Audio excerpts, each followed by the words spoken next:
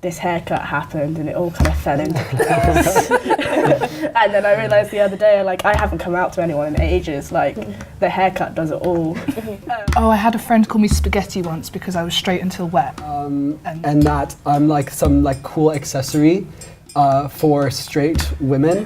The point is that we're both women, that's why we're gay. There's no like man or woman, that's the... No, I completely agree, it's really frustrating, like, I wouldn't go up to you. Hi everyone, my name is Alicia Lobo and I'm the Community Officer at the Students' Union. In this episode of Blue Table Talk, we have the LGBT+ community. They're a diversity and support group on campus and they're there to support individuals within the community.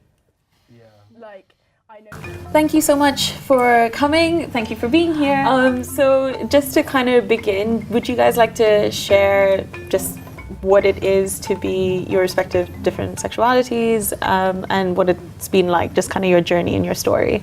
Yeah, personally, my sexuality's never really been a big deal to me. I've just always sort of realised I was bi or queer or whatever and just was like, okay, next thing. Gender-wise though, I didn't have that same experience where you've just like known all your life. Like for me, I spent quite a lot of time like mid-teens thinking I'm just somewhere in the middle, oh, I must just be super butch, things like that. And so I think, yeah, again, with the coming to a different environment, when I moved to college and away from secondary school, everything got so much easier. And it's just really having that space to figure yourself out. I'd say for uni, it's just positive for me. I was already pretty comfortable with myself. I went through quite a lot of, I had some family problems, not the most receptive, and I built myself up from that. So by the time I got to uni, I was already in a really good place anyway, but I still thought of the LGBT society as like, I don't need to go to that, like, that's for people that are trying to figure out what they're thinking, and it's not really, like, it's a dating service, not really anything else.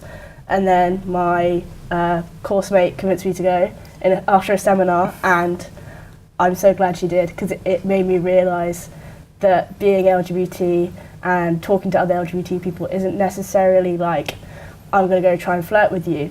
It's just about finding people that have gone through similar things than you, understand what I mean when I'm like, oh my God, that girl is so attractive, like, or just people that are on the same wavelength as you and don't necessarily have to fight every single time. Like a cute boy goes around the corner, and it's like finding a home, or home from away from home, which is nice. So good to hear. Yeah, I mean, my entire life I was like the only gay person I knew, the only gay person everyone knew, the only vaguely out person in high school, because in Bahrain it's not really legal to be gay. So I was just sort of effeminate, and people just assumed that I was gay from that, and so everyone just assumed I was gay. And so when I came to university, it was the first time that I could date. It was the first time that I could be out. It was the first time I had gay friends and met other gay people. You also realize that there's so many different shades of queer too, and that they're like that everyone is so different within the community, and then you also begin to accept your own sort of differences, and you don't feel like you need to fit in quite as much, because you're just like, oh, like there's this whole community of people, and like we all support each other and stuff, but we're all like also different and have our own like different interests and backgrounds. In terms of other things around things that you regularly hear about the LGBT community on campus, kind of comments that are made maybe in seminars or just in passing, like in social settings and stuff. Are there kind of recurring comments that are made that you find a bit frustrating, or you're just like, oh, come on, like that's not what this community is about, that you wish people would stop or alter or maybe like kind of check themselves for? Oh, my one thing that really annoys me, is the secret admirers page. Oh my God, I was going to say that. That was what I was The university buds. Yeah, the secret admirers page. Okay. People will like, it'll be some guy has like sent something in being like looking for a guy, whatever, and people think it is hilarious to tag their friends being like, oh, you're gay, aren't you? Like, it's not, like sexuality isn't a joke, it's not funny to call your mate gay, and it just, it gets me so much every time, and I have to like stop myself from just going off on one. We had that on one of our LGBT+ posts, like for Freshers Week, we were like, oh, we've got like a barbecue happening, and then someone tagged their other mate, and we were like, we actually like commented back and being like, look, it's not a joke. Like, people are gay, you know, there is a community and we're having a barbecue. You can turn up if you want to, you're not LGBT, that's fine, but don't make a joke out of this. And then they both apologised, but but it was like one of those things, you're like, if you're not confident about going to a barbecue because you don't know whether you're confident in your sexuality, and then you see someone saying, oh, well, you know, you can be my husband type thing, like, that's not okay, because you're making, it's not just you and your friends seeing that, that's other people seeing that and realising that they could be ridiculed because of it. When we're trying to make a safe environment, we don't need other people fighting us. Relating to the turning point, one thing that I've received as a trans individual has been some pretty nasty comments, to be honest, from within the LGBT community while I've been at university. On one night out, I was told by someone who was drunk at the time that I was perfect for turning people gay, like seeing me as like some sort of halfway between being woman and man. Are there any like misconceptions and like continuous myths that are perpetuated by just general wider society? There are things of like, of between like straight individuals of saying like, oh, I would turn for you and stuff. But is there any myths and stuff that you would like to kind of bring up and like dispel immediately? I think biphobia is pretty rooted in myths. I think all of biphobia is just these things that people assume. People assume that because... So in terms of that, what do you mean by biphobia? So biphobia as in, so homophobia is the kind of, what's the word I want? Discrimination against gays and lesbians. Biphobia is the same thing but for bisexuals. And that's kind of rooted in this whole, because bi people fancy more than one gender, that they're unfaithful and will never be satisfied in monogamous relationships, that they're only there for threesomes, that they're promiscuous. Like, oh, I had a friend call me spaghetti once because I was straight until wet. Is there any discussion about how if a friend was to come out and say that I was bi, what would be the ideal response that people would like to hear or should be hearing? That's great. Yeah, like, cool. That's cool, that's I'm glad great. you felt that you can share this with us. Often, like, if you're coming out to someone and you haven't come out a lot, just being able to acknowledge the fact that that's a difficult thing is really nice, because if I'm coming out individually to you, it means a lot to me. Like, so you have to be like, oh, okay, that means like you really trust me. I'm really glad you told me that.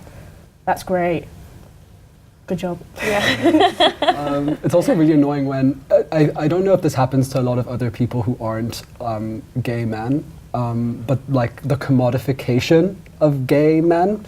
Like when I came out, all my friends were girls, and every time I came out to any of them, one of the first things they say is, oh my God, gay best friend, let's go shopping, let's, I was gonna say let's talk about boys, but like that is fun. But like stuff like let's go shopping, like oh I should do your nails or I should do your makeup or whatever, and that I'm like some like cool accessory for straight women. And in terms of another big misconception that happens a lot is like one of the questions I get asked all the time, no matter where I am, in Spoons, by random strangers, as if I'm with my boyfriend, anywhere.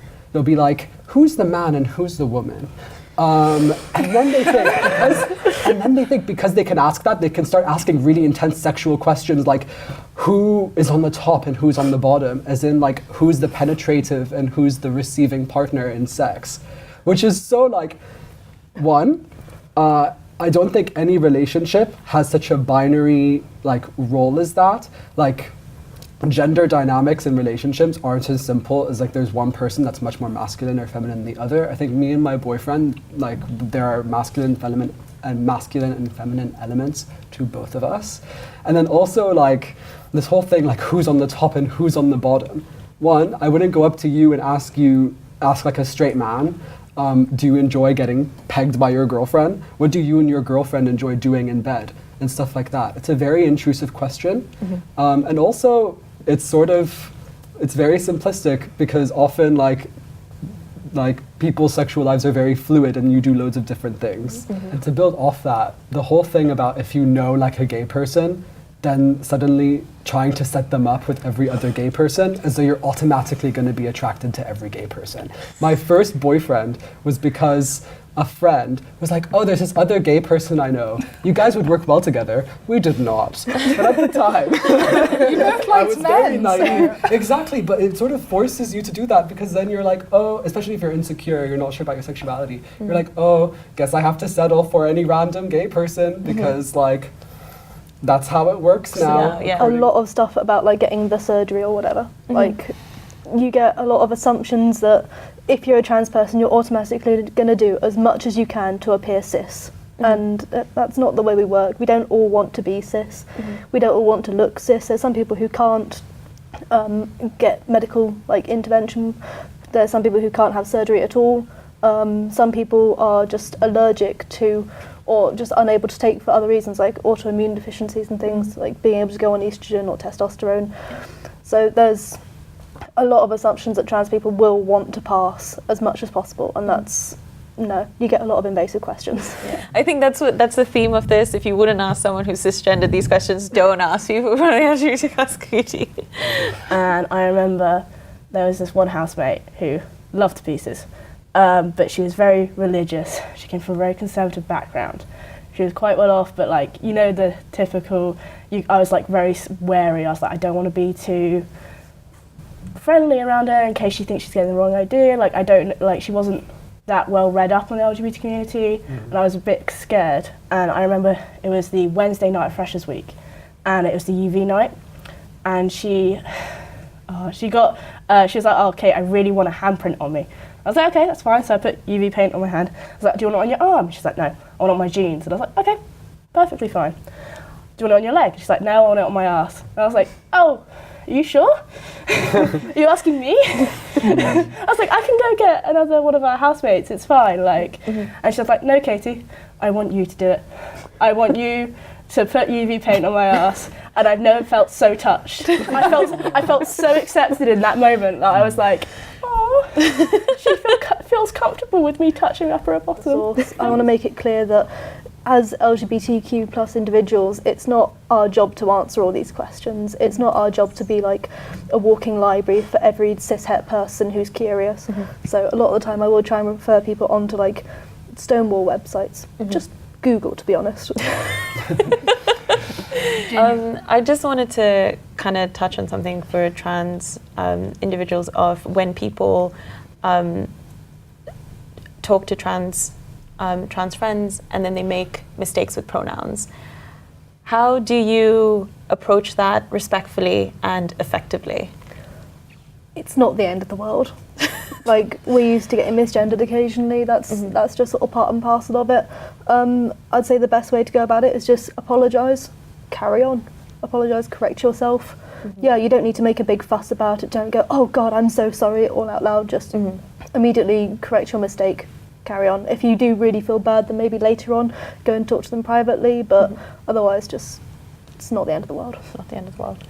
Is there anything more that you guys would like to add? Because I think a lot of like straight people and a lot of cisgender people like could really like benefit from a society where we don't really take gender as a very rigid thing, or we don't take sexuality as a very rigid thing. So I think like the queer political project, the gay agenda, oh my God, is something that's great for everybody. Well, on that note, thank you so much for participating in this. I hope you've enjoyed it. And yeah, that's all from me. Thank you very much for your time. I really appreciate it. Yeah. Thank you for Not a problem.